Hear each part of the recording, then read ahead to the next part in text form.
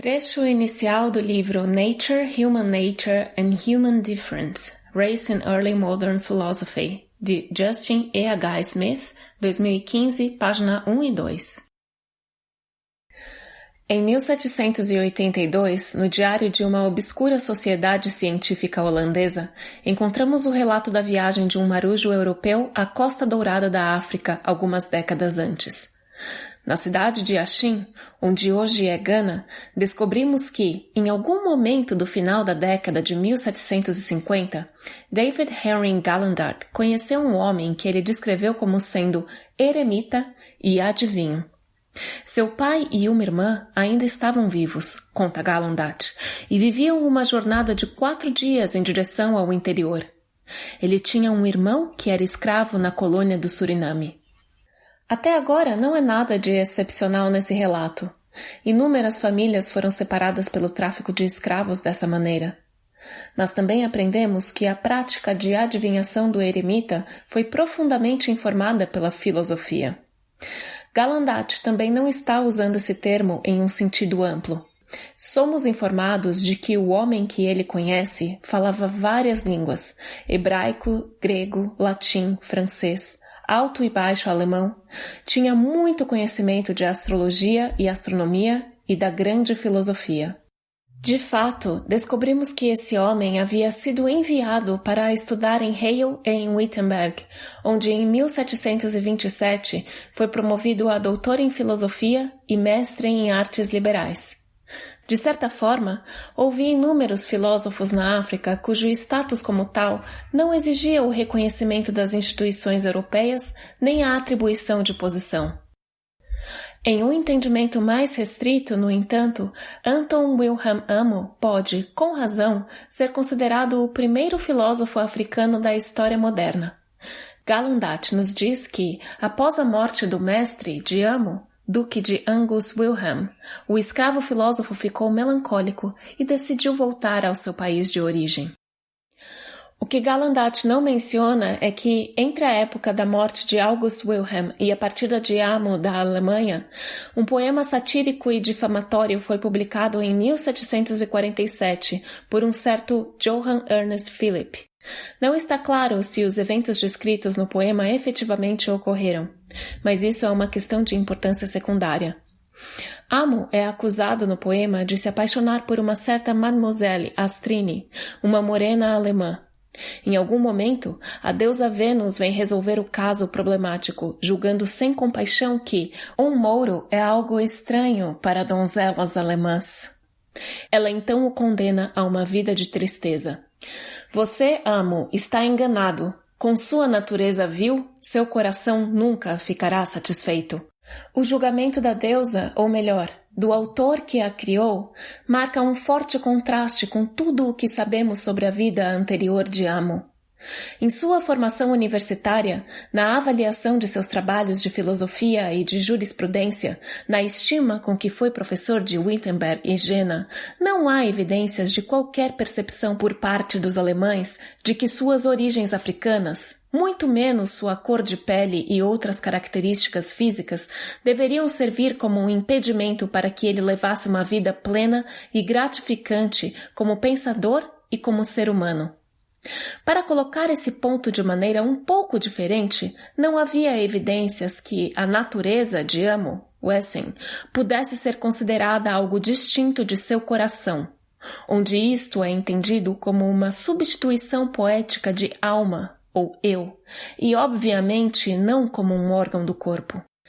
Como exatamente a natureza de uma pessoa veio ser associada às suas características físicas externas e como, portanto, pode-se dizer que a natureza de uma pessoa é vil simplesmente como resultado da conformação, cor, tamanho ou forma desses recursos, tem muito a ver com a própria história da filosofia, a qual Amo dedicou grande parte de sua vida. A questão de como raça passou a significar natureza.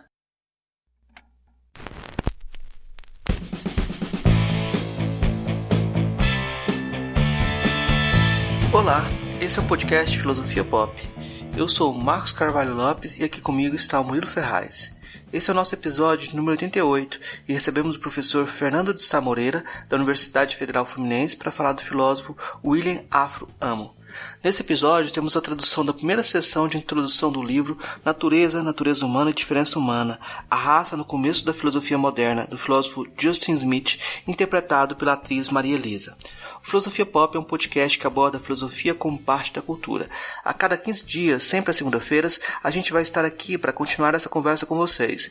Você pode encontrar os episódios do podcast, mais textos e informações no site filosofiapop.com.br. O livro podcast Filosofia Pop Ano 1 está disponível no site filosofiapop.com.br/loja. Assine nosso canal no YouTube em youtube.com/filosofiapop. Siga a gente no Twitter, @filosofia_pop, e curta nossa página no Facebook, facebook.com/podcast Filosofia Pop, tudo junto.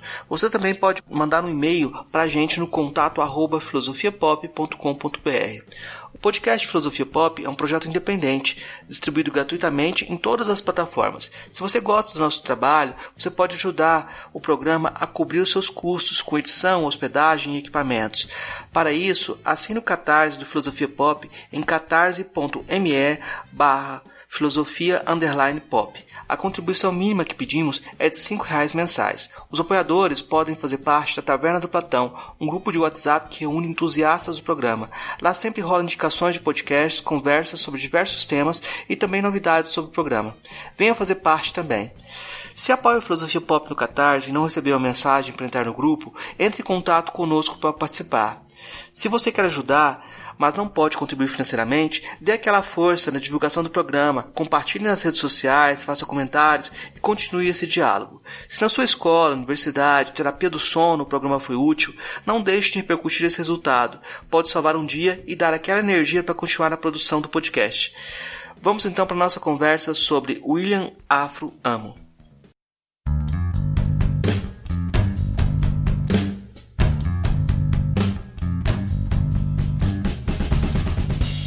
Hoje a gente recebe direto de Niterói o professor Fernando de Sá Moreira. Hoje a gente vai conversar com o professor Fernando sobre William Amo, né? Eu vou começar já perguntando para o professor Fernando quem foi William Amo. Bom, o Amo foi um filósofo com uma trajetória bastante única, né? Bastante inesperada. Ele é um filósofo africano, que nasceu numa cidade, ou pelo menos nas proximidades de uma cidade chamada Axim, que hoje fica no território de Gana, mas que na época tinha uma influência razoável da Holanda ali, tinha uma presença holandesa razoável fazendo comércio na região, e não existia Gana na época, então era a região conhecida ou como Costa do Ouro, um nome que depois se tornou oficialmente o nome da região e só depois foi rebatizado de Gana após a independência do país, ou então, de modo mais amplo, a região era conhecida como Guiné, por conta do Golfo da Guiné, que vai dar o nome aos países, né, Guiné-Bissau, Guiné Equatorial e o país chamado somente de Guiné ali. Para localizar o ouvinte, se nós pegássemos aquela parte da África onde se encaixa o Brasil, é mais ou menos onde se encaixaria o Nordeste brasileiro, mais ou menos ali por onde se encaixaria o Maranhão. Ele nasceu lá, ninguém sabe exatamente a data de nascimento dele, mas se especula que é por volta de 1700.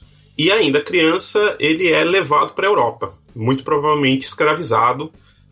Inicialmente vai para Amsterdã e depois é entregue para um duque que era duque numa região que hoje pertence à Alemanha, ali mais ou menos a região da Baixa Saxônia, na Alemanha, o Duque de Braunschweig-Wolfenbüttel. Ele provavelmente foi para essa região, foi entregue ao Duque como uma espécie de barganha, né? Ele foi levado para a Europa pela Companhia Holandesa das Índias Ocidentais, que mexia com comércio de escravos e de outras mercadorias na região, triangulando Europa, África e América, e levaram ele criança para lá, muito provavelmente para entregar de presente para o duque e assim conseguir melhorar as relações entre a Companhia das Índias Ocidentais Holandesa e o Ducado de Braunschweig-Wolfenbüttel, que tinha alguma importância ali na região. Provavelmente ele deveria servir como uma espécie de camareiro, serviçal da corte no Ducado.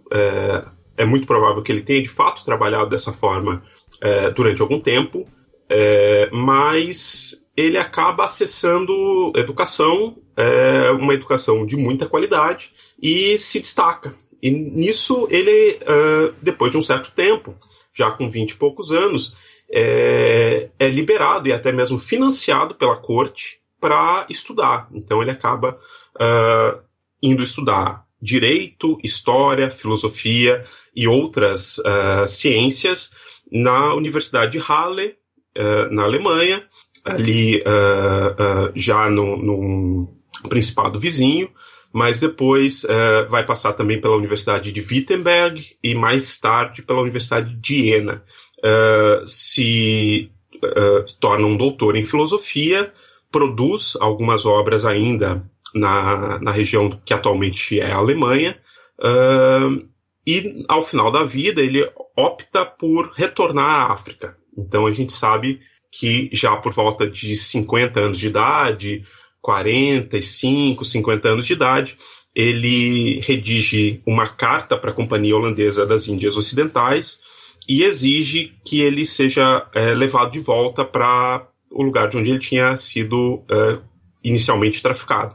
De alguma forma ele consegue essa viagem e ele volta para Gana, para Axim, inicialmente, e lá ele vai passar os últimos anos de vida dele até a morte. A gente não tem muito detalhe de como ele vem a falecer, mas provavelmente morre ali pela metade do século XVIII, 1759, 53, ou a gente não tem a data precisa, mas a gente sabe que estava vivo no mínimo até 1753, é o último relato que nós temos dele. Só esse relato da vida do William Amo já é bem impressionante, né? Toda a trajetória que ele passa, desde sair de Gana até a volta para a África, nesse back to Africa dele. A gente pode dizer que o Amo, a vida dele, foi um experimento iluminista? Essa é uma leitura que é bastante comum, inclusive a respeito do Amo. Há uma certa controvérsia, alguns autores preferem não usar isso como chave de leitura, mas essa é uma chave de leitura interessante. Ele viveu na Europa numa espécie de, na Alemanha em particular, numa espécie de proto-iluminismo alemão, né? Os autores clássicos do iluminismo alemão vão aparecer posteriormente, né? Já na segunda metade do século XVIII, ele estava ali na primeira metade do século XVIII. Então ele pega esse iluminismo nascente na Alemanha e ele vai ter contato com vários filósofos importantes da formação do pensamento filosófico alemão, né? Ele vai ter trocas, por exemplo, com Leibniz. Leibniz era bibliotecário na corte onde ele cresceu. Então, a gente não tem registro de como era a possível relação que ele estabeleceu ou deixou de estabelecer com Leibniz, mas eles tinham, no mínimo, essa proximidade física, e ele foi um partidário razoável do Wolff, né? Ele vai para universidades onde Wolff passou e ele, enfim, acaba participando, de certo modo, nessas universidades, de um conflito entre uma espécie de conservadorismo religioso, pietista, que estava em voga em algumas universidades alemãs e que vinha enfrentando esse proto-iluminismo que vem surgindo, um certo racionalismo muito inspirado pelo Wolff, muito inspirado pelo Leibniz, e que em alguma medida ele vai aderir, né? Então, muitas pessoas vão inclusive colar muito a imagem dele, alguns teóricos já lá no século XVIII colam a imagem dele à imagem do Wolff, do wolffianismo, mas é questionável o quanto ele era wolffiano de fato. O que é certo é que ele tem uma tendência a apresentar características que são importantes dentro do iluminismo, como, por exemplo, um pensamento com um viés mais racionalista, que até se permite dialogar com a religião, mas que não se submete à religião.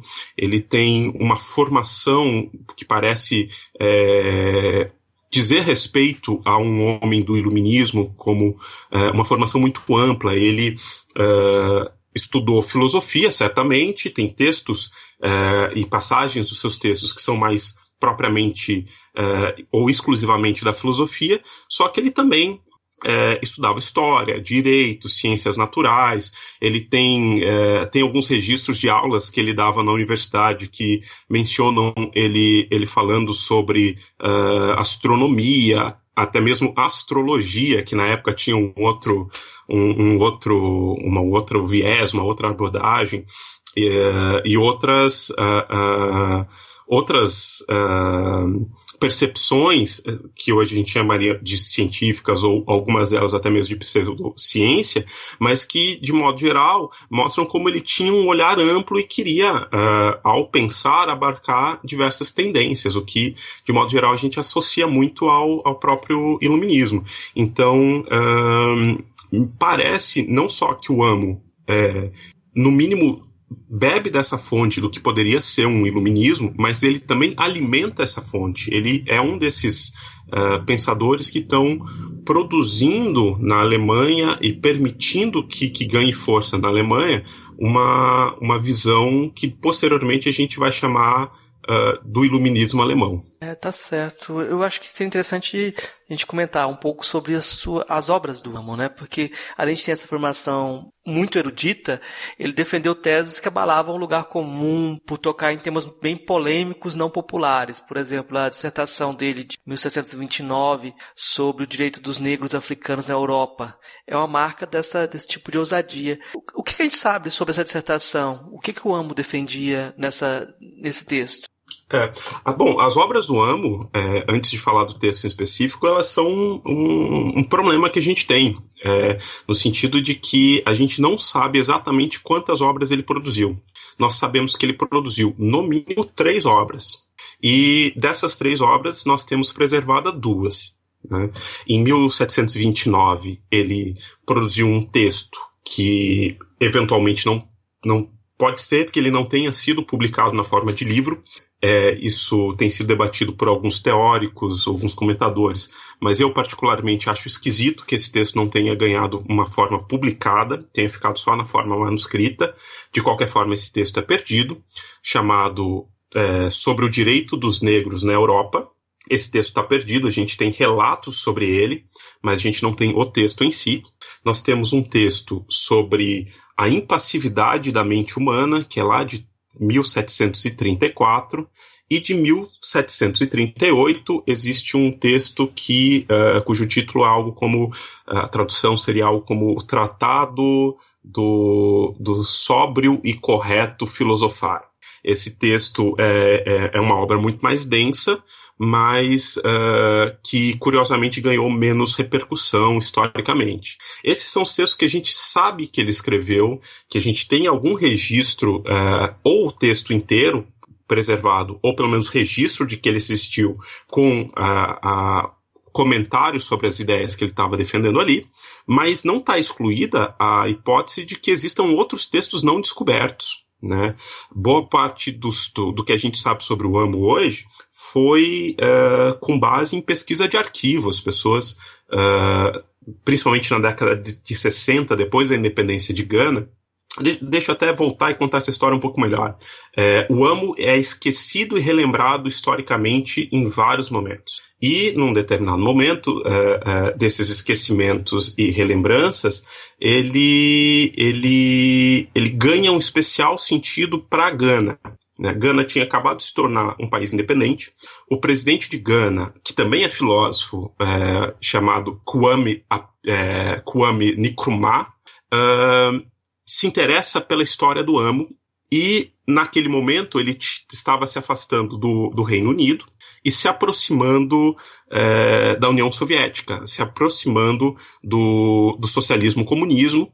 Gana estava dando uma guinada de deixar de ser uma colônia britânica para entrar num diálogo com a União Soviética, e o Nkrumah vai até a Alemanha Oriental na época já estava dividido as duas Alemanhas, e cobra da universidade de Halle-Wittenberg, ele passou por duas universidades, Halle e Wittenberg, na época do Amo eram duas universidades separadas, mas em 1960 e pouquinho já é uma única universidade, as duas universidades passaram por um processo de unificação.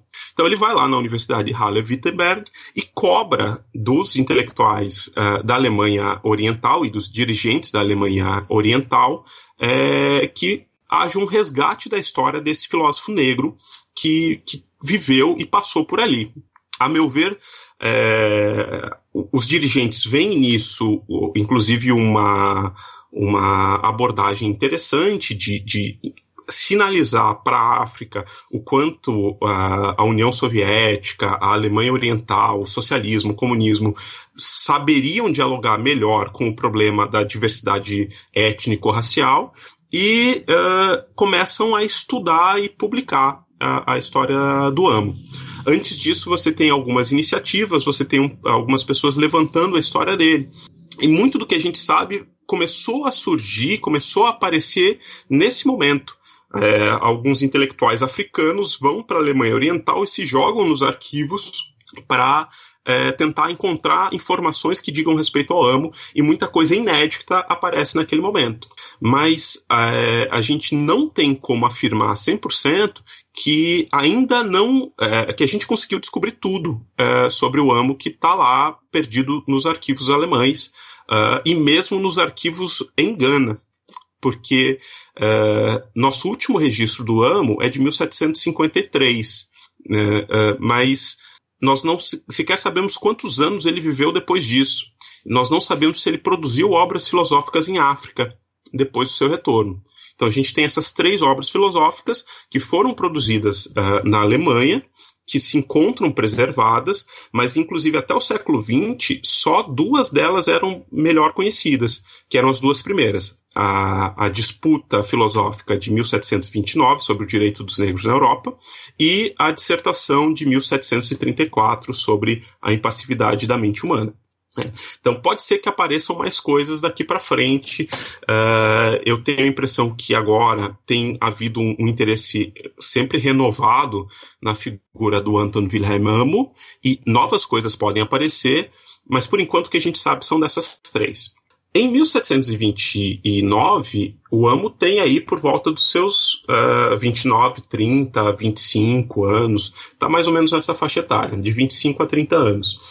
Está na universidade, aparentemente ele já chega na universidade com uma boa formação, é possível que ele tenha até passado por outras universidades antes de chegar em Halle, mas ele está lá na Universidade de Halle e ele produz um texto para ser apresentado numa disputa filosófica. Portanto, ele vai passar por uma banca e parte dessa banca tem como papel confrontar as ideias dele. Ele é aprovado nessa banca e o grosso das informações que nós temos sobre o texto é uma publicação que aparece no jornal num jornal da cidade de Halle, no dia 28 de novembro de 1729.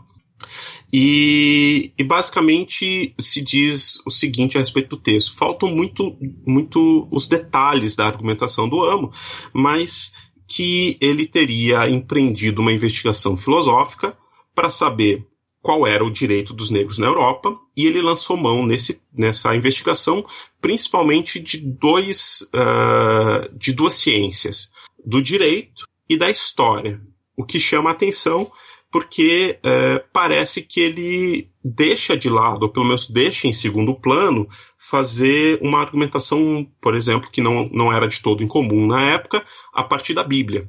Né? O Amo era um negro batizado, mas parece que ele tem uma postura intelectual que não deixa de usar de vez em quando a Bíblia. Nos textos que a gente tem preservado dele, de vez em quando você tem uma citação ou outra, mas ele usa muito pouco. O grosso da argumentação dele não costuma se basear em argumentos religiosos. Ele vai para a história e para o direito para argumentar. Quando ele se lança na história e no direito, ele teria tentado entender como que o direito romano trataria os reis ou os dirigentes africanos quando Roma teve contato com a África, na expansão do Império Romano. Boa parte do território do norte da África ficou sob domínio romano e os romanos tinham contato, portanto, com os africanos e, enfim, estabeleciam relações ali. Ele busca entender como que se deram essas relações e como o direito romano pensava essas relações.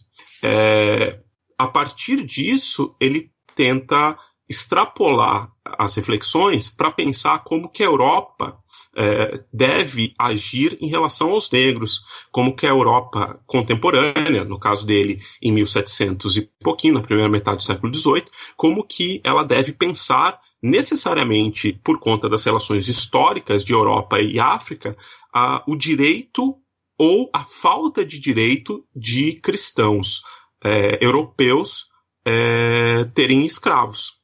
Na nota, não dá para saber 100% como que ele vai defender isso, mas dá muito a entender que o Amo estava rejeitando diretamente o direito à escravidão negra em particular, mas a escravidão como um todo, de modo geral. Então, aparentemente, ele teria sido um dos primeiros abolicionistas alemães, ou pelo menos na Alemanha, se a gente quiser dizer assim. Essa tese de que ele era completamente contrário à escravidão é a tese mais aceita a respeito da posição dele sobre esse tema. E é importante notar isso porque ele está num momento em que existirão outros negros na Europa que não são contrários à escravidão, né? Tem na Holanda um outro cara chamado Kaptein, que também foi capturado na África, levado para a Holanda como escravo ainda criança, criado na Holanda, que se tornou um intelectual e se tornou um pastor, um sacerdote religioso, e escreve textos mais ou menos na época que o Amo está vivo, defendendo o direito à escravidão negra, como uma coisa que não existiria exatamente um grande problema que europeus escravizassem africanos. O Amo, aparentemente, tudo leva a crer, vai pelo caminho oposto e alguns comentadores chegam a especular que quando ele volta para a África, ele acaba se tornando uma espécie de prisioneiro dos holandeses. Né? A gente sabe que na África ele acabou vivendo sempre perto ou até mesmo dentro de fortes holandeses e a gente não tem uma explicação a respeito de por que isso aconteceu. Porque quando ele volta para a África, ele acaba ficando ali sempre perto desses fortes. Uma hipótese que tem sido ventilada por aí é que ele, na real, acabou se tornando um prisioneiro dos holandeses, de certa forma vigiado, às vezes talvez não um prisioneiro formal, mas pelo menos uma pessoa vigiada de perto, que os holandeses queriam ter perto, para que ele não difundisse na África ideias contrárias à escravidão negra. Né? Então é mais ou menos isso que a gente sabe a respeito desse texto de 1729 sobre o direito dos negros na Europa. Se fosse só esse texto que ele tivesse produzido, já seria uma grande contribuição, né? Se perdeu. Mas é curioso que além desse texto que vai numa direção impopular na época, ele também tem teses metafísicas, tem teses sobre a relação de corpo e mente, por exemplo, esse Tratado de 34 vai bater de frente com Descartes em relação corpo e mente, né? Como é que essa posição do Amo sobre a relação corpo e mente? Bom, esse inclusive é um texto que tem sido muito resgatado atualmente, né? O texto chamado Sobre a Apatheia da Mente Humana, ou sobre a impassividade da mente humana, ficou como quase que uma curiosidade durante muito tempo, o fato dele ter produzido esse texto. Poucas pessoas vão falar desse texto no século XVIII, vão mencionar que o texto existe, mas não vão se aprofundar no debate sobre ele. Curiosamente, uma das pessoas que acabam se aprofundando no debate sobre ele um pouquinho mais é o Blumenbach, que é um intelectual alemão que propôs a uma tese sobre a diferença das raças humanas e propõe um modelo de que existiriam 5 raças humanas, etc. e tal, mas ele acaba conhecendo a história do Amo e textos do Amo, especialmente esse texto sobre a passividade da mente humana, e ao ler o texto do Amo, ele anota num dos seus artigos que publicou na época, que chama-se Observações sobre o Negro, alguma coisa mais ou menos assim, e ele publica que o Amo e algumas outras figuras convenceram ele de que não existiria nenhum indício claro de hierarquia racial. Ele propõe um modelo de diferenças raciais entre os seres humanos.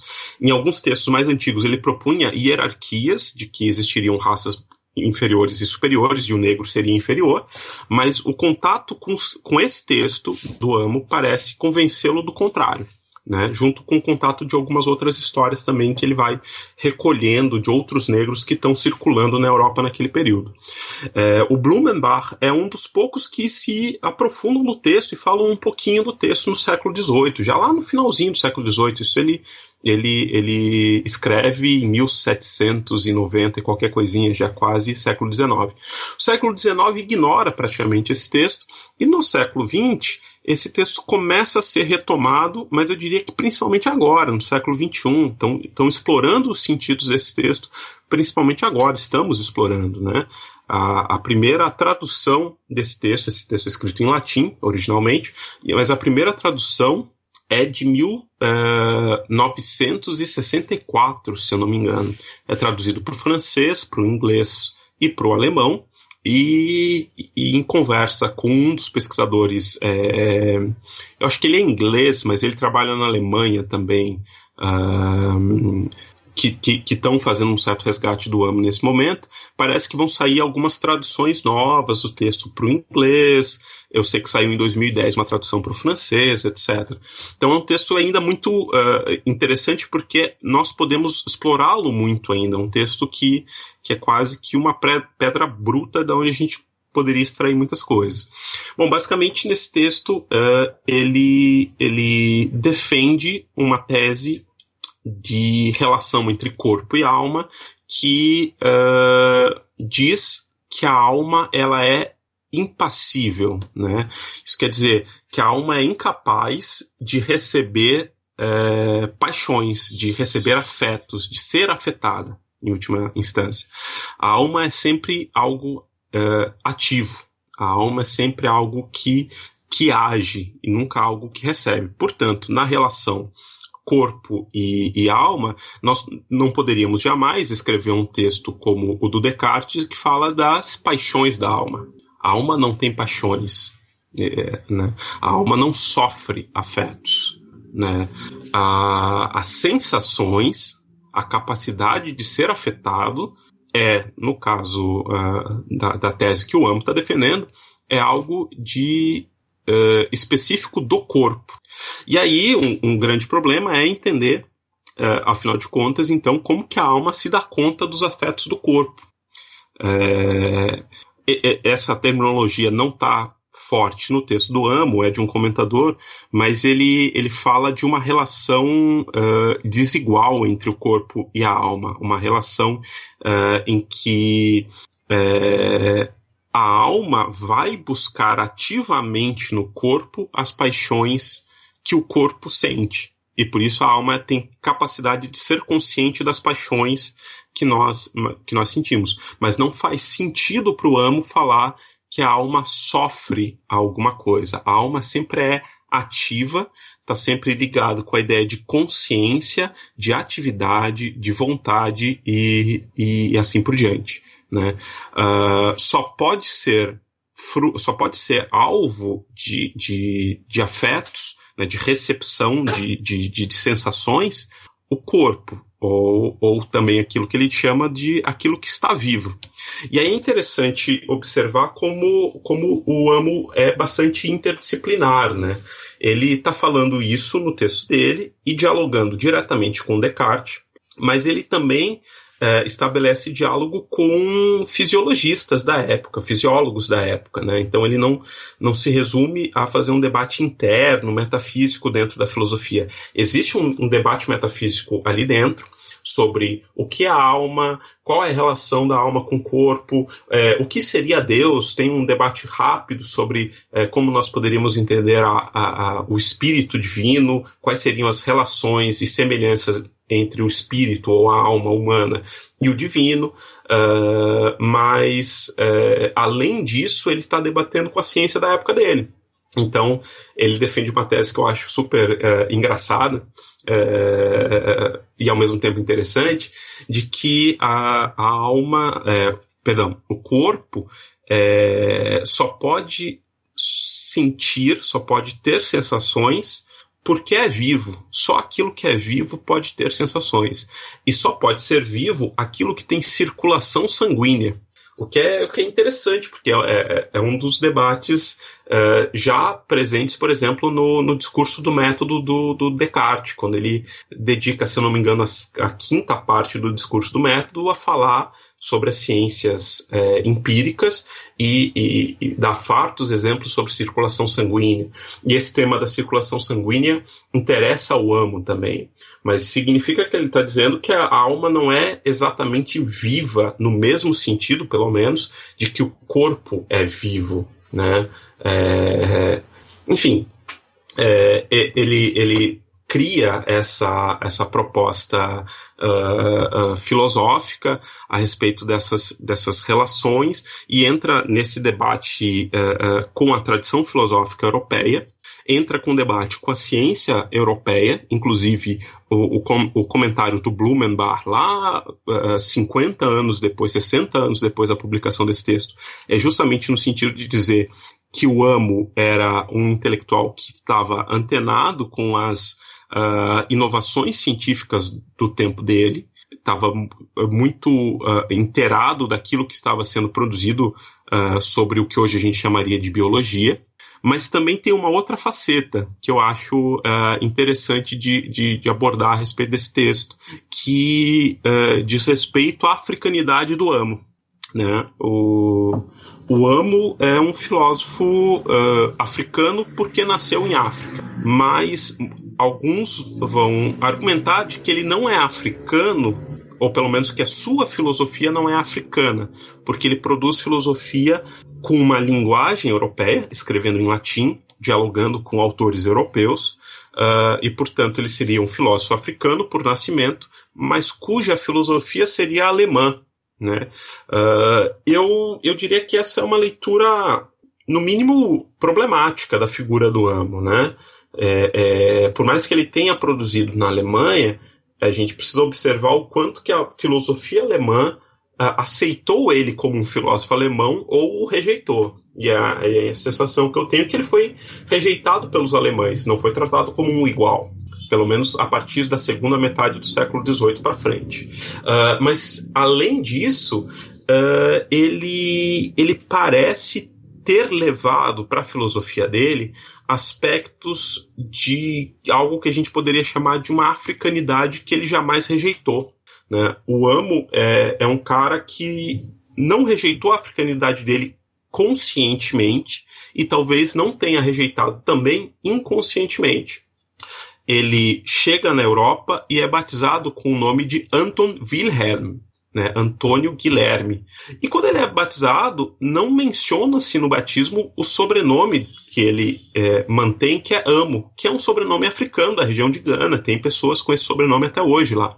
Ele, de alguma forma, manteve o sobrenome dele, apesar do batismo não mencionar.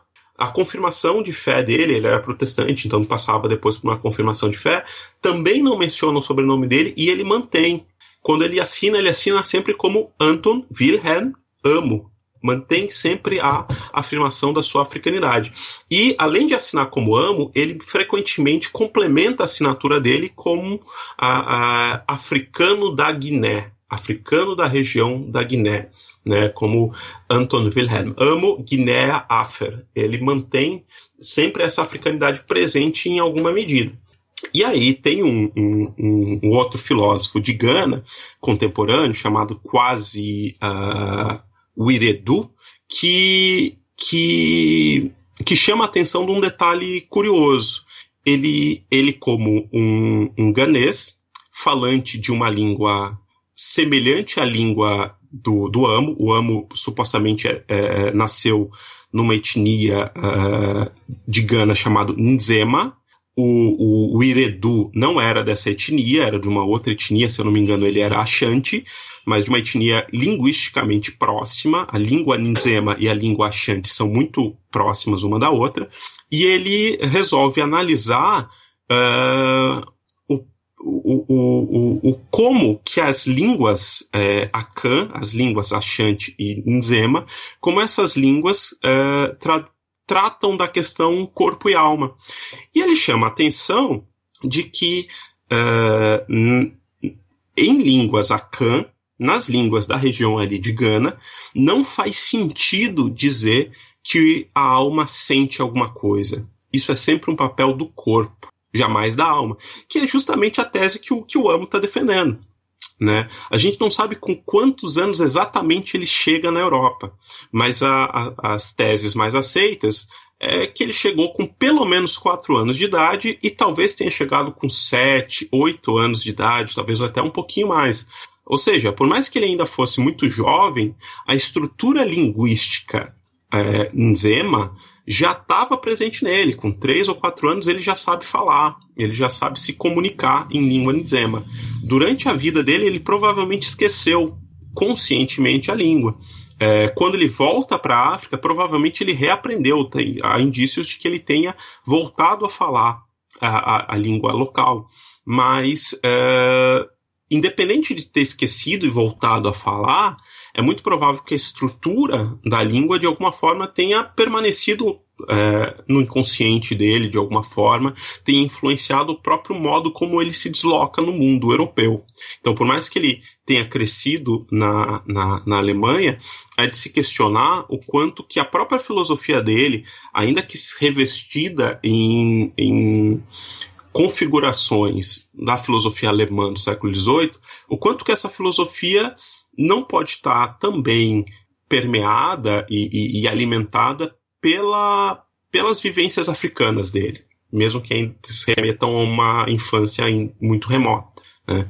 Então, é um texto que eu acho muito rico por todos esses detalhes. Os enfrentamentos à filosofia europeia da época, principalmente Descartes, mas também como que ele dialoga com a ciência e como que, de alguma forma, isso tudo parece também dizer respeito à africanidade dele. Você já antecipou uma das últimas perguntas que eu ia te fazer, que é justamente se o Amo é um filósofo africano. Mas a gente vai voltar depois que esse debate é um debate muito profundo, né? Tem muitas coisas pra gente debater. Antes de chegar nesse ponto, eu só queria comentar assim, eu não conheço nada sobre essa terceira obra dele, que é um tratado sobre como manter as ideias ordenadas, correção do intelecto, algo assim. Como é esse terceiro tratado? Você tem mais informações? Esse é um texto que eu mesmo conheço menos. Eu consegui uma tradução francesa desse texto, eu não leio latim, então eu acabo dependendo das traduções. A minha leitura melhor é do alemão, mas eu ainda não consegui uma tradução para o alemão desse texto, consegui uma tradução francesa. Então eu consegui, a partir do francês, passar o olho em algumas coisas, ler algumas passagens isoladas, mas não consegui fazer uma leitura plena do texto. O que parece ali é mais ou menos o seguinte, né? Esse é o texto menos explorado do Amo, porque até o século XX parece que ele passa como desconhecido. Inclusive nessa abordagem da Alemanha Oriental, quando a Alemanha Oriental começa a resgatar o Amo, parece que a única cópia física restante do texto não estava na Alemanha Oriental, estava na Alemanha Ocidental. Então os primeiros filósofos que começaram a se interessar no século XX pela história do Amo acabam tendo dificuldade de saber que o texto existe. Não sabiam, os primeiros comentários não falam nada do texto, somente a partir ali de uma pesquisa mais profunda na década de 60 que se reencontra esse texto numa biblioteca na Alemanha Ocidental. Então, durante muito tempo esse foi um texto mais ou menos desconhecido, e provavelmente ele publicou o texto muito próximo do momento em que ele volta para a África. Então, a impressão que eu tenho é que enquanto ele está na Alemanha, talvez ele tenha contribuído para que notícias sobre os textos que ele vinha publicando saíssem nos jornais. Então, o texto sobre o direito dos negros e o texto sobre a impassividade da mente são mais constantes. Quando ele publica esse último texto, ele já está mais ou menos perto do momento em que ele retorna para a África. O texto acaba ganhando, talvez por conta disso, menos repercussão. Eu arriscaria dizer também que por conta do racismo, que ele começa a sofrer com cada vez mais intensidade, já ali próximo da metade do século XVIII, esse texto também começa a cair no esquecimento. Então, é um texto resgatado muito recentemente e pouco explorado pelos comentadores até o momento. Mas ele faz um compilado, e talvez essa também é uma das dificuldades do texto. Ele traz muitas reflexões para além da filosofia. O que parece ser o carro-chefe do texto, né, da filosofia, entre aspas, pura, né? Então ele traz muitas reflexões sobre as ciências nos moldes do século XVIII. Mas, para além dessas reflexões, se a gente tentar pensar numa filosofia mais pura, ele tem uma preocupação muito longa com argumentação. Né? Parece ser um compilado de, inclusive, aulas que o Amo deu, aulas de filosofia, aulas sobre argumentação e assim por diante. Então ele traz reflexões sobre pensamento lógico. O Amo está, em alguma medida, influenciado pelo racionalismo europeu que propõe que nós filosofemos com ideias claras e distintas. Ele usa, apesar de ser muito crítico ao Descartes, ele usa essa expressão muito característica algumas vezes no texto dele, né? E aí parece que ele está preocupado em debater como que nós podemos obter ideias claras e distintas. Então, esse texto acaba ganhando um corpo interessante, porque parece que ele está trabalhando com principalmente lógica, teoria do conhecimento e aplicando isso ao desenvolvimento científico. Parece esse mais ou menos o caminho que ele vai traçar nesse texto. Mas tenho que confessar que eu mesmo ainda não consegui fazer uma leitura integral do texto, né, para destrinchar os argumentos que ele vai defender ali. Mas Fernando, você trouxe tanta coisa, informação nova para mim. Eu não conhecia. Para mim, a segunda obra também estava perdida. Eu não sabia que que existia cópia dela, nem essa terceira. Mas eu vou comentar agora uma outra coisa, para a gente voltar depois sobre a questão da dimensão africana, do pensamento dele. Eu acho que seria interessante a gente debater um pouco sobre a questão racial, né? Porque ele sai de África, provavelmente no começo do século XVIII, e na metade ele está voltando para a África. E é nesse momento, lá na metade do século XVIII, que começa a falar que vai surgir o racismo de uma forma mais organizada, vamos dizer assim, né? A gente pode dizer que o racismo científico começa a se organizar. Dentro dessa perspectiva, é como se a possibilidade da própria trajetória dele só existisse no começo do século XVIII, né? A partir da segunda metade do século XVIII, a possibilidade que um negro pudesse aprender a ser professor universitário ia contra o que era o preconceito da época, né? Parece que ele atravessa, ele vive um momento de transição, né? Como que você vê isso? Você acha que tem alguma relação essa ascensão do racismo e a volta dele para a África? Como que você vê essa relação? Na minha leitura tem, e uma relação muito forte, muito intensa. Né? Como eu disse, a gente não tem detalhadamente certeza dos motivos que levaram ele a voltar para a África. No século XIX, no início do século XX, ainda tinha algumas pessoas apostando numa desilusão amorosa. Né? Tem um poema satírico de uma pessoa que conheceu presencialmente o Amo, que chegou a estudar com o Amo, que tinha a prática de escrever poemas satíricos e que escreve um poema dedicado ao Amo para tirar sarro do Amo em relação a uma suposta proposta de relacionamento que o Amo teria feito a uma mulher branca na Alemanha e teria sido rejeitado. Né? Essa mulher branca rejeita ele e ele teria ficado muito desiludido com isso e retorna à África. Uma outra fonte que muita gente vai dar muito valor no século XIX e no século XX fala sobre uma tristeza muito grande depois que um mestre do amo teria morrido. Aí há uma especulação a respeito de quem seria esse mestre do amo. Algumas pessoas apostam nos duques de Braunschweig e Wolfenbüttel, mas é mais provável que tenha sido um dos professores do amo. Né? O amo, ele viveu em algum momento da vida sob uma espécie de proteção, e é uma proteção que eu olharia sempre com muito cuidado, né? A gente, diferente de outros intelectuais negros que vão surgir, principalmente na segunda metade do século XVIII e durante o século XIX, o amo, apesar de que ele provavelmente foi um escravizado, ele foi um escravizado numa condição um pouco mais confortável. Ele foi para a corte, ele foi para ser o que era chamado de um mouro da corte. Né? Um mouro da corte era um serviçal negro que ficava ali na função de servir os nobres da corte, mas ao mesmo tempo de mostrar aos demais nobres como que aqueles proprietários, ou pelo menos aqueles empregadores dele, seriam poderosos. Então ele é quase como uma mercadoria. Pode até eventualmente receber um salário por ser um mouro da corte, mas ele é uma mercadoria, ele é um cara que está ali para, sendo negro, mostrar status, poder e riqueza dos seus proprietários. Né? Então, ele vive dentro da corte. Como um mouro da corte, como ele está lá para mostrar riqueza, poder e status, ele também não era um escravo como é o escravo da plantation. Né? Ele não é um escravo da plantação de cana e de café no Brasil. Ele é um escravo que está para servir a corte. Então, provavelmente, ele já desde muito cedo falava, por exemplo, francês.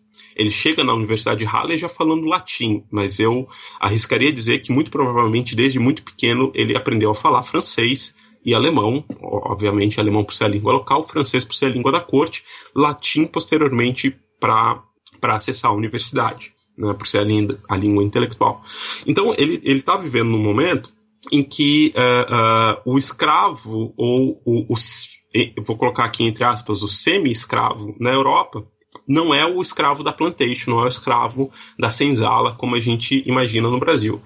Então ele viveu uma condição provavelmente um pouco mais confortável, mas a gente não pode deixar de considerá-la também como uma condição objetificada.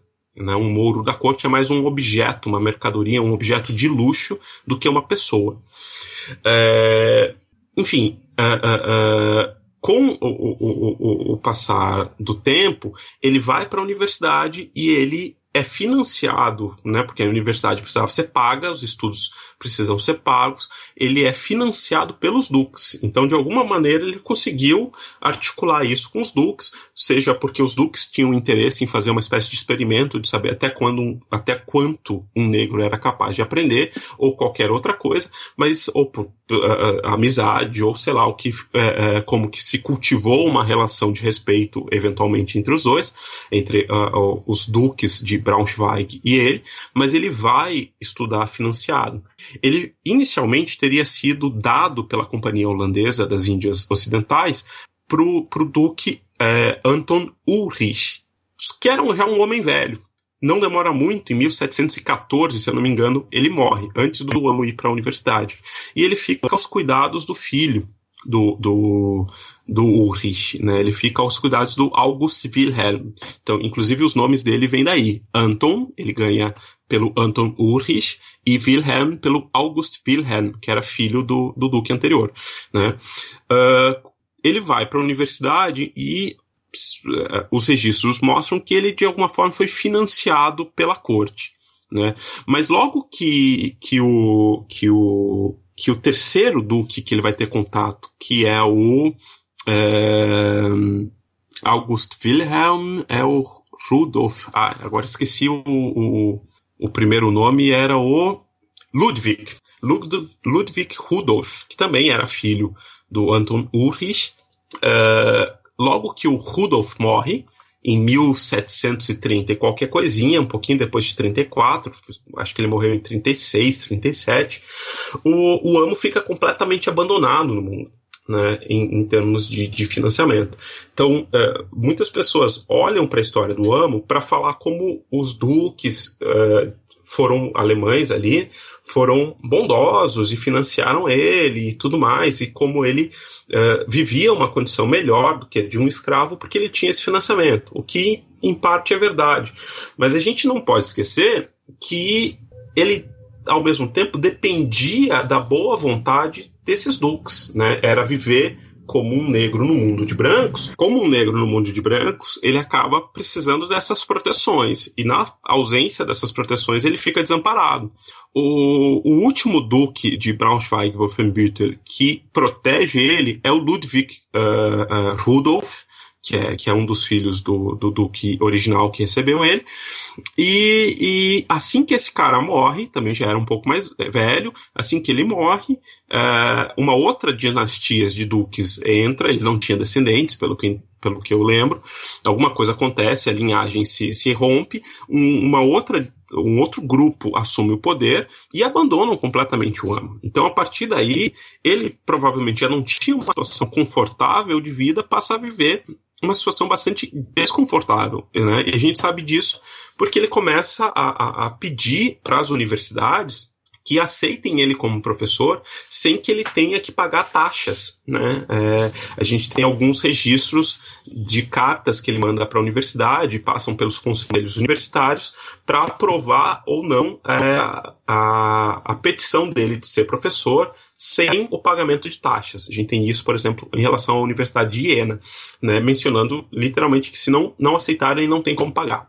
Né? Então ele passa uma situação financeira meio apertada. Mas é provável que ele tenha ido para a África e essa menção a alguém que tenha morrido tenha sido um dos professores que também de alguma forma eram muito amigos dele e que morre ali por 1740 e pouquinho, que é quando a gente especula que ele tenha retornado à África. No entanto, é possível observar ao longo do século XVIII como o racismo na região vai se consolidando de forma cada vez mais intensa. Por exemplo, quando eu menciono que ele era um mouro da corte, essa palavra ela é muito específica. Quando a gente fala de mouros no Brasil, a gente lembra sempre da invasão da Península Ibérica pelos mouros, e a imagem do mouro, talvez na cultura brasileira, seja alguma coisa como uma espécie de árabe que vivia na África. Mas mouro na Alemanha nesse momento é qualquer negro ou qualquer africano. É uma palavra genérica para falar de negros e africanos, e existem várias cantigas preconceituosas alemãs e histórias que falam dos mouros, e os mouros são basicamente negros. Na heráldica, né, na cultura dos brasões e nobreza alemã, existe a figura, um desenhozinho que de vez em quando aparece em brasão, que é a figura do mouro, e é sempre um homem negro. Então o mouro é o negro, é o africano de modo meio genérico, não tem uma designação. Quando o Amo defende a sua tese sobre a impassividade da mente humana, a gente tem na tese o comentário do reitor da universidade e da banca que avaliou ele. E os dois comentários falam sobre a África e como a África produzia intelectuais. Isso eu acho interessante. Em 1730, estão intelectuais alemães dizendo como eles admiram a África pelas produções intelectuais da África. Existe um traço ali de um certo preconceito em relação ao islamismo, que posteriormente toma conta da região, que a Europa tinha mais contato em relação à África, e uma coisa do tipo, depois que a África deixou de ser cristã, essa intelectualidade teria sumido. Mas é interessante observar que não existe no comentário a ideia de que o negro, por ser negro, é inferior. A África seria vista como menos intelectual no início do século XVIII, porque era islâmica, que a gente pode ver já com um certo preconceito, como uma certa figura de preconceito, mas é uma figura de um certo racismo que está se construindo ainda. As menções ao Amo no início do século XVIII sempre chamam ele de mouro, E aí, lembrando, o mouro é tanto o cara do norte da África, que pode inclusive ter a pele clara, quanto o africano subsaariano, com a pele negra, escura, retinta. Ao longo do século XVIII, mais ou menos na metade do século XVIII, ele começa a ser chamado nos textos que mencionam a existência desse cara, do Amo, cada vez mais como africano. E aí ele vai sendo chamado de africano, africano, africano, e a palavra mouro vai caindo em desuso. É interessante observar essa diferença. Mas, sobretudo, no final do século XVIII, ele passa a ser chamado de negro. E aí, no caso, a palavra em alemão que se vai usar é a palavra Neger. E Neger é uma palavra semelhante ao negro nos Estados Unidos hoje, né? É uma palavra que é considerada extremamente racista. É uma palavra que se evita, né? No Brasil, a gente usa negro como uma palavra relativamente neutra, mas na Alemanha e nos Estados Unidos, uma palavra equivalente, negro ou neger, é uma palavra que você não usa. Não usa, pega muito mal de se referir a pessoas negras, pessoas pretas, pessoas pardas com esses termos, né? E ele começa a ser referido dessa forma, neger. Ainda, eventualmente, com um tom um pouco neutro, mas é interessante observar que começa-se a estabelecer uma hierarquia que vai saindo somente da ideia de uma regionalidade, o africano, o mouro, e vai se tornando cada vez mais racial em termos biológicos, né? E ao longo do século XVIII vai se fortalecendo a tese de que os negros, né, pretos, retintos, principalmente da África subsaariana, são selvagens, são bárbaros, não é possível que alguém assim seja intelectual, né?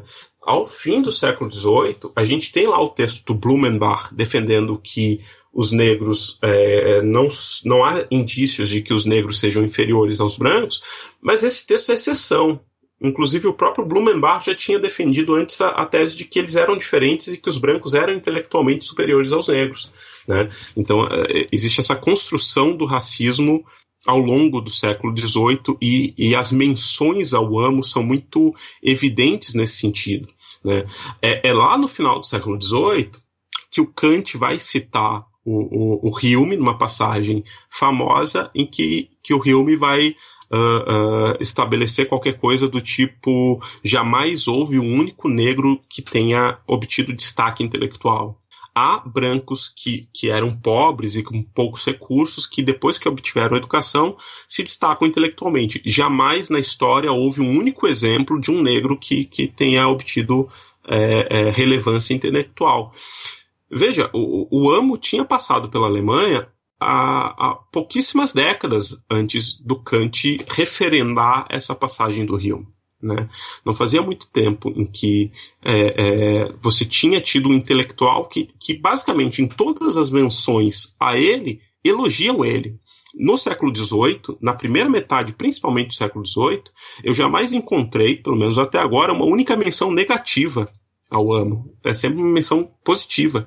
A história do Amo correu o século XVIII a ponto de que, depois dele voltar à África, pelo menos uma pessoa que não era formada em filosofia nem nada, ao passar por Axim, a região onde ele estava, resolveu ir visitá-lo porque ele era famoso o suficiente para essa pessoa saber que ele existia, né? Então é interessante que nas décadas seguintes ele passa por um processo de esquecimento e depois uma citação como essa do Kant seja tida como algo natural, como algo que né, afinal de contas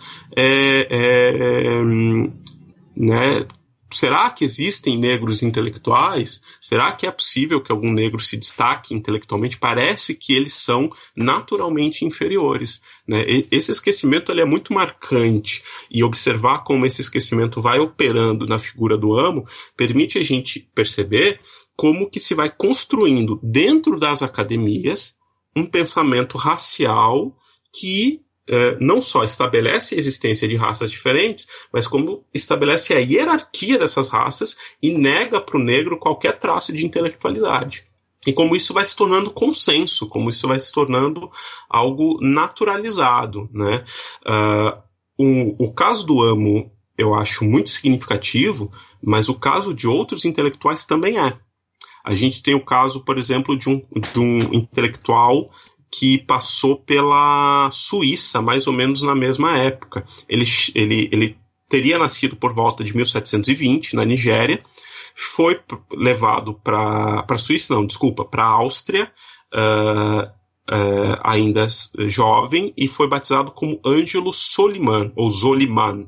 E o Ângelo passa a viver na cidade de Viena e não vai se tornar um filósofo, mas ele se torna um membro importante da sociedade, da alta sociedade de Viena da época. Ele ascende socialmente, casa com uma baronesa, se eu não me engano, branca, tem filhos com ela, adentra a maçonaria, teria sido o primeiro, um dos primeiros maçons negros da história, pelo menos do primeiro maçom negro da Áustria, faz parte da elite da sociedade austríaca, portanto, ali em Viena. E na segunda metade do século XVIII, depois que ele morre, o corpo dele é confiscado e é empalhado, né? Ele, apesar de ser uma pessoa que durante a vida gozou de um certo prestígio social, ao morrer ele é transformado num objeto de exposição de gabinete de curiosidade. Ele tem o corpo empalhado, vestido com uma roupa de selvagem, colocam lá uma tanguinha de animal nele, colocam ele num cenário de animais, com outros animais empalhados, como um representante dos selvagens negros africanos. Isso durante a segunda metade do século XVIII. Né? Então a gente tem o século XVIII, na sua primeira metade, com uma série de intelectuais negros aparecendo, e desfrutando até de uma certa naturalidade da ideia de que existem intelectuais negros, pelo menos existiram no passado e existem no presente, e a segunda metade do século XVIII tratando todo o negro como um selvagem empalhável e que se pode colocar num gabinete de curiosidade. Né? O Soliman, parece que a família dele, a mulher e os filhos, ficam pleiteando judicialmente o direito de enterrar o corpo dele, já que ele era cristão e, enfim, inclusive pertencia à corte. E não conseguem, o corpo dele fica empalhado até meados do século XIX, quando uma série de rebeliões populares acabam queimando o corpo dele. Aí eu não sei se queimaram o corpo dele de propósito, ou se o corpo dele queimou porque o lugar onde ele estava acabou sendo incendiado, né? E aí, por coincidência, ele acaba queimando. Mas são casos muito significativos, né? De como a segunda metade do século XIX, na medida em que vai construindo um racismo científico, vai construindo também com muita tranquilidade a imagem do negro selvagem, bárbaro, odioso, enfim, né, incivilizado, etc. Eu acho que aí fica bem uma palavra que você usou que eu vou repetir, marcante. Eu achei muito bom você falar que é marcante porque o Kant está presente na marca. Uma transformação bem marcante da filosofia e da construção da história da filosofia, né? O que é a história da filosofia e como a história da filosofia é construída? Nessa última resposta você mostrou muito bem isso, né? E aí, voltando para a ideia sobre o William Amo como filósofo africano, parece importar pouco como a gente define o que é ser africano, porque parece que por qualquer critério ele se encaixa dentro do que a gente pode chamar de africano, né? Porque ele enfrentou tanto o racismo, ele nasceu no continente, a obra dele parece responder a problemas de um negro, né, africano naquele momento, né? Ele assinava com esse nome. Parece que é incontestável nesse sentido que o Amo era um filósofo africano, não é? Não, eu diria que sim. Eu acho que hoje, pelo menos nos textos mais recentes, eu tenho visto poucas pessoas, inclusive africanos, né, nascidos em África e mesmo da diáspora africana, né, negros, afrodescendentes fora da África, eu vejo poucos questionando a africanidade do Amo e, sobretudo, das experiências do Amo, né? Ele se tornou uma referência muito importante para pensar filosofia africana. O que eu vejo de vez em quando é alguém questionando o quanto a reflexão filosófica dele seria ou não africana, etc. e tal. Existem essas críticas, mas ele se tornou uma referência importante para pensar a filosofia africana, né? Vários filósofos africanos acabam retornando a figura dele, principalmente aqueles que produzem em língua inglesa e os que produzem em língua francesa, mas ele acaba sendo um ponto de passagem importante para pensar o que justamente significa ser africano, como que uma filosofia africana se coloca no mundo, etc. Né? Então, o máximo que eu tenho visto é questionarem a africanidade da filosofia e não a africanidade do filósofo e das suas vivências. Mas eu particularmente, inclusive, não questionaria as duas. Eu acho que ele produz uma filosofia africana. Se a gente quiser fazer ressalvas, ele produz uma filosofia africana da diáspora africana do mundo, e que ele é um filósofo africano, né? Se a gente quiser também fazer algum tipo de ressalva, um filósofo africano da diáspora, mas é um filósofo africano. Tá ótimo, Fernando. Acho que a gente já cumpriu uma caminhada aqui. Eu vou começar então para as 3 perguntas que a gente faz para todos os convidados, tá? Essas 3 perguntas, geralmente a gente pede as respostas mais curtas, mas são perguntas talvez complexas, né? Mas o jogo é esse, de pedir respostas mais... A primeira pergunta é: para você, o que é filosofia? Bom, eu costumo pensar essa questão a partir da ideia de que tem 2 coisas que a gente chama de filosofia. A filosofia não é uma coisa unívoca, ela é equívoca, ela tem pelo menos 2 sentidos que a gente precisa olhar e não confundir. Filosofia como algo que diz respeito a uma postura que a gente toma diante do mundo, e a gente fala muito dessa postura quando tenta responder a pergunta dizendo que filosofia é um amor à sabedoria, filosofia é um jeito de olhar o mundo, filosofia é enfrentar uma questão a respeito do absoluto, ou qualquer uma dessas respostas diz respeito a uma postura diante do mundo. E essa postura diante do mundo é humana, né? Então, várias culturas, vários momentos históricos produzem filosofia de forma independente uns dos outros, né? A gente não precisa estabelecer uma certidão de nascimento para a filosofia, porque isso é impossível. E o segundo sentido importante da filosofia é a filosofia como tradição, né? Então a gente tem tradições na história da filosofia que se complementam, trocam informações, se afastam de vez em quando. Então, quando se fala, por exemplo, de filosofia ocidental, se construiu uma tradição, e toda tradição em alguma medida é construída, que ela começa na Grécia, passa por Roma, tem um espalhamento para a Europa na Idade Média, chega na França, na Alemanha, e etc. E depois, por exemplo, vem para a América ou vai para a África, para a Ásia, etc. e tal.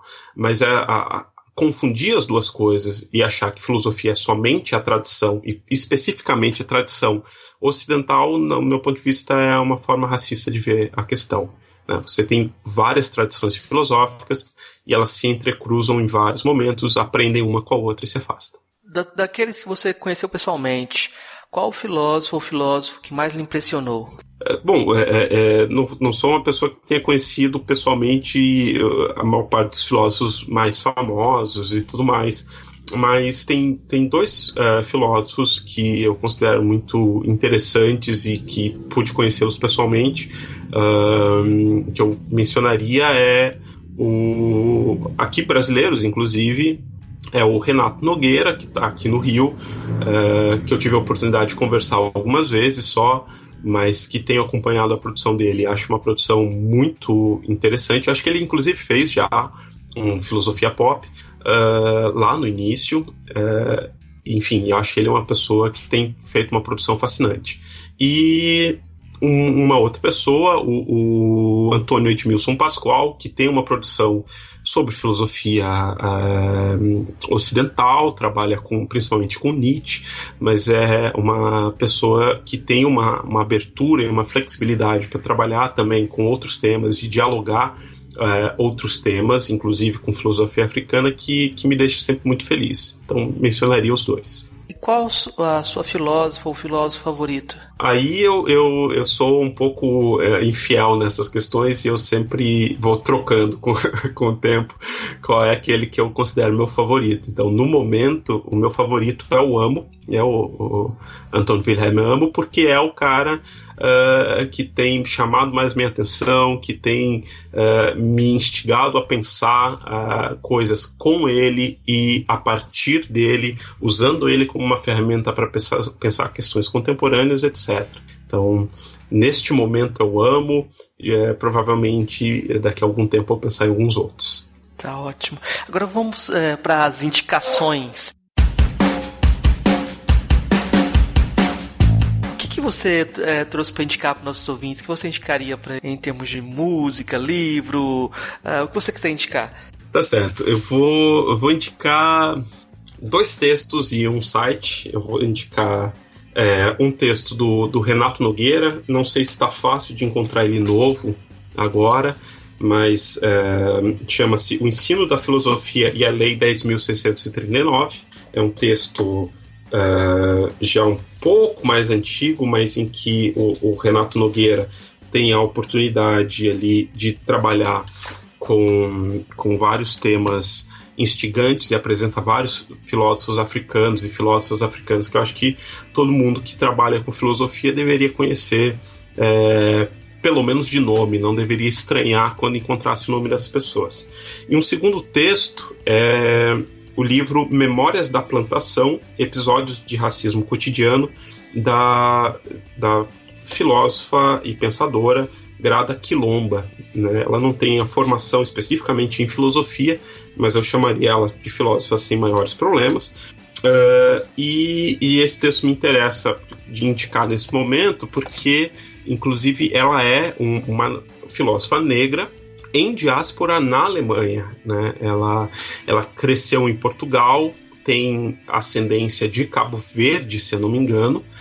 Os pais dela são de Cabo Verde, ela nasce e cresce em Portugal, mas ela se radicou na Alemanha, em Berlim, salvo engano, e tem feito uma produção artística e uma produção também teórica desde lá.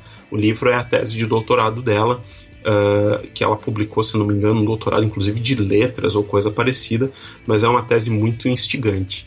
E aí a última dica que eu daria é um site, é uma autoindicação, é um site que eu venho produzindo a respeito do Amo, tentando reunir em português informações sobre o Amo, que tem sido um grande problema debater Wilhelm Amo em português, que é o fato de não termos os materiais, né? Então eu estou reunindo tudo num site, estou traduzindo, na medida em que tenho tempo, tudo aquilo que eu posso, né? Mas basicamente acabou se tornando um site de recurso que eu acho que pode ser interessante, né? Que é o site Amo, A-M-O, Afer, A-F-E-R.wordpress.com, né? O Amo Afer Online, que como eu tenho chamado, é um site que eu tenho feito também em parceria com alguns alunos aqui da Universidade Federal Fluminense para disponibilizar para o público de língua portuguesa materiais sobre o Amo. Se tudo der certo, quero ver se consigo traduzir pelo menos uma das obras dele para o português, porque a gente dispõe de muita pouca coisa em português atualmente. Tá ótimo, Fernando. Eu vou indicar de início, para quem se interessou pela sua trajetória também, é o livro que você está acabando de lançar, sobre Schopenhauer e Nietzsche, né? Schopenhauer e Nietzsche, um confronto filosófico sobre o que nós somos, né? Você pode falar um pouquinho mais sobre esse livro, só para os nossos ouvintes também se interessarem também?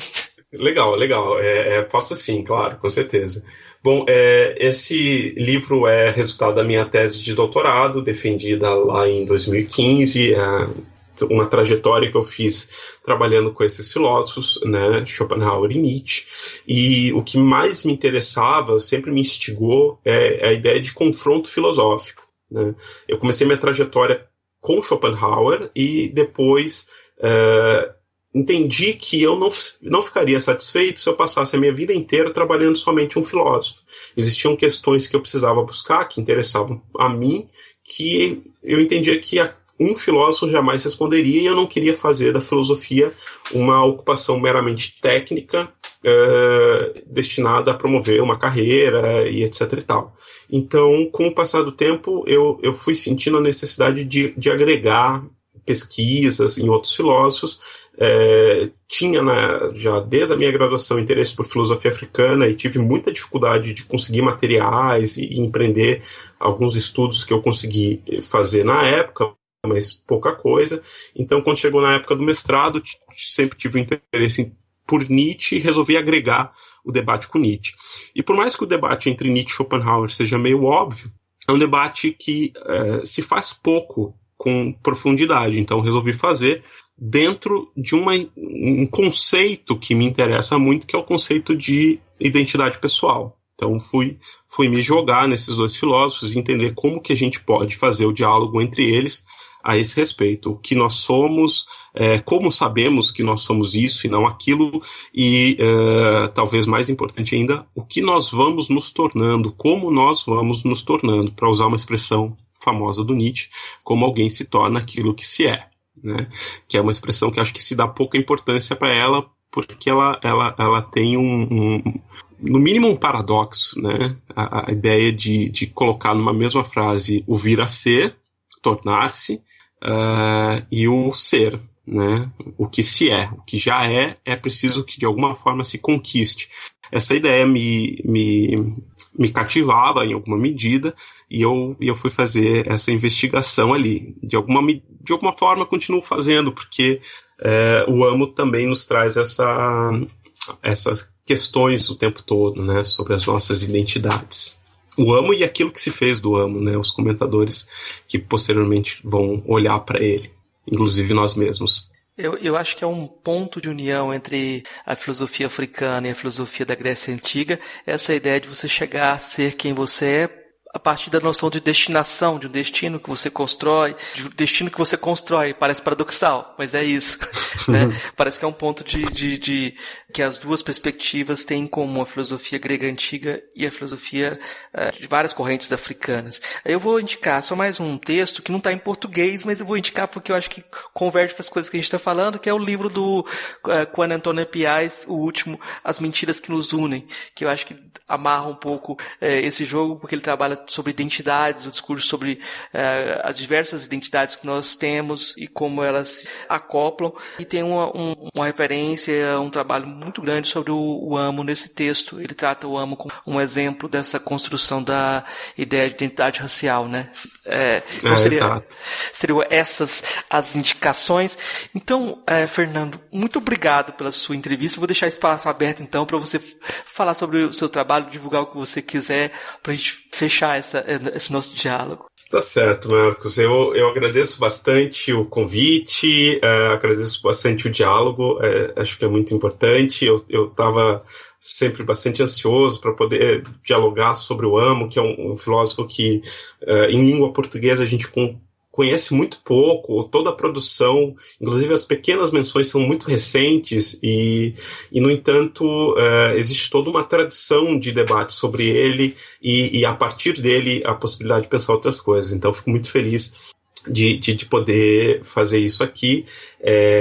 Bom, enfim, se eu pudesse fazer algum tipo de divulgação do meu trabalho, é dizer, olha, se quiserem comprar o meu livro, eu vou ficar muito feliz. Tem alguns outros livros que eu quero ver se saem, talvez. Esse ano eu já não sei, para ser sincero, com toda essa bagunça de pandemia, tudo isso que a gente vai enfrentar, né? A gente está gravando agora num momento difícil, eu não sei o que esperar, mas eu gostaria de lançar alguns outros materiais que eu tenho prontos ou quase prontos também esse ano e de alguma forma poder empreender outros diálogos, né?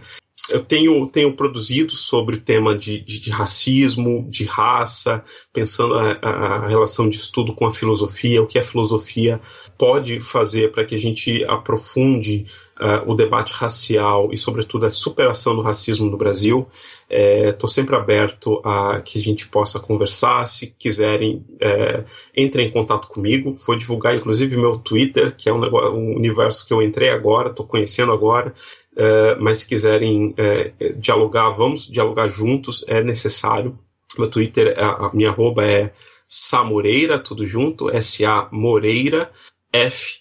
E tenho feito, não sei quando esse episódio for ao ar, uma hashtag que eu tenho mantido para divulgação de filosofias negras, de filosofias africanas e afrodiaspóricas, que é a hashtag Filosofias Negras, né, tudo junto. Então, talvez, quem estiver ouvindo esse episódio, se quiser entrar lá no Twitter e procurar essa hashtag, vai encontrar algumas coisas que eu tenho publicado sobre o tema. A maioria são rápidas reflexões, seguidas de alguma indicação de texto para que a gente possa dialogar. Acho que é isso de indicação. Tá ótimo, Fernando. Muito obrigado, então, pela essa conversa. Acho que todo mundo vai aprender muito com esse diálogo. Obrigado, parabéns pelo trabalho. Opa, obrigado você, Marcos. O reitor e conselho público da Universidade de Wittenberg saúdam afetuosamente o benévolo leitor. A dignidade da África já foi certa vez grandiosa, caso se considere os talentos naturais do espírito ou o estudo das letras, ou mesmo as instituições de salvaguarda da religião. Ela viu nascer muitos homens excelentíssimos, com cujos talentos e esforços foram construídos todo o conhecimento humano. Ninguém no passado e ninguém em nosso tempo foi considerado mais prudente na vida cívica ou mais elegante que Terêncio, o cartaginês.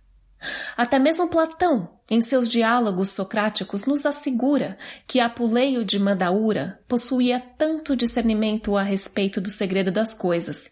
De fato, seus estudos dos tempos passados foi tão compreensivo que, enquanto outras escolas foram destruídas, a apuleiana continuou a florescer, uma escola que se atrevia a rivalizar com a ciceroniana pela preeminência na eloquência.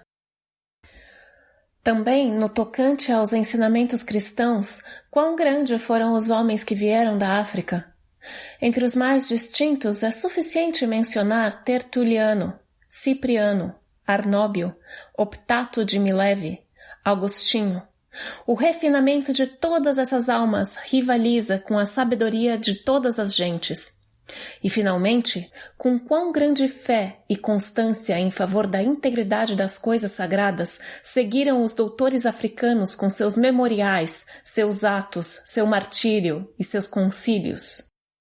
Aqueles que dizem que a Igreja africana sempre tem sido meramente uma receptora de instrução cometem um grande erro. Admitindo-se que grandes mudanças ocorreram lá com a difusão do poder árabe na África, deve-se, porém, dizer que toda a luz do gênio e da sabedoria deles está longe de ser extinta pelo absolutismo árabe. De fato, a literatura era admirável entre esse povo, onde as ciências liberais eram cultivadas de modo que, quando os mouros vindos da África atravessaram para a Espanha, deram a conhecer os pensadores antigos e ajudaram muito no cultivo das letras, que gradualmente saíram da escuridão. Assim, a erudição africana tinha, desde tempos antigos, razão de ser bem recebida. Mas, ainda que em nossos próprios tempos, de fato, aquela parte do mundo seja mais conhecida como mais prolífica em outras coisas que em erudição, ainda assim, o mais distinto mestre de ciências e artes liberais nos ensinaria pelo seu exemplo que ela não se encontra de forma alguma exaurida em sua genialidade. Nascido nos confins da África, onde ela encerra o Oriente, ele veio à Europa quando era ainda uma criança muito pequena. Foi iniciado nos ritos sagrados no mês de julho em Halle, e então desfrutou da amabilidade de suas altezas sereníssimas, príncipes e duques, August Wilhelm e Ludwig Rudolf, o qual tão grandioso que não faltou nenhuma generosidade de amor paternal para sua educação. Por causa de sua comprovada delicadeza de espírito, ele estudou em Halle, na Saxônia. Depois, já instruído em diversas doutrinas, veio até nós e, continuando o currículo com diligência, ganhou tão grande a afeição dos eruditos que, por votação unânime dos mestres, ele foi condecorado com as láureas da filosofia. Ele elevou com louvor a honra recebida no emprego de sua habilidade, de sua extraordinária integridade, indústria, erudição, a qual ele mostrou com exercícios públicos e privados. Ele adquiriu grande influência por seu comportamento junto aos melhores e mais bem instruídos, entre seus iguais. Ele facilmente se destacava. Consequentemente, exercitado e estimulado por seus estudos desses assuntos, ele lecionou em casa sobre seus conhecimentos em filosofia para muitas pessoas. Tendo examinado as opiniões dos antigos, assim como dos modernos, ele selecionou tudo o que era de melhor, e aquilo que selecionou, ele interpretou com precisão e lucidez. Agindo assim, provou que sua habilidade intelectual era tão grande quanto suas capacidades de ensino. Essas capacidades provaram que não são desiguais ao ofício de ensinar, ao qual, por algum instinto natural, ele, há algum tempo, tem tendido a administrar na universidade. Portanto, uma vez que ele supriu completamente a nossa expectativa, não há qualquer razão para que nós lhe neguemos nosso juízo público e o atestado a que ele tem direito. Com efeito, nós esperamos apenas coisas boas dele e nós consideramos dignos daquela benevolência principesca que ele realizou zelosamente e que publiciza em todos os cantos. E agora, para que ele possa aproveitar por muito tempo a chegada desta fortuna e obter a mais renovada fruição de sua esperança, pelo bem-estar do bom e grandioso príncipe Ludwig Rudolf, celebrada para tantos grandes serviços a toda a Alemanha, vamos todos dirigir uma oração a Deus. Escrito publicamente e impresso com o selo da universidade, no 9º dia, antes de 1º de junho. Jonathan Gottfried Krauss, doutor-reitor da universidade.